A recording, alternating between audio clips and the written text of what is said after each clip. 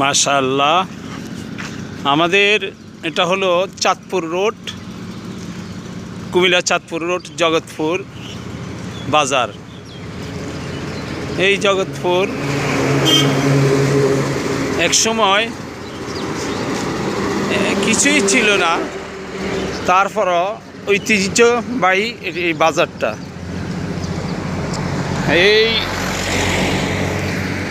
এই বাজার অনেক দূর দূরান্ত থেকে মানুষ আসতো, তবে তেমন উন্নত ছিল না। কিন্তু বর্তমানে আমাদের এই জগৎপুর দেখলে মনে হয় যেন একটি ছোটোখাটো একটি উপজেলা অথবা একটি শহর।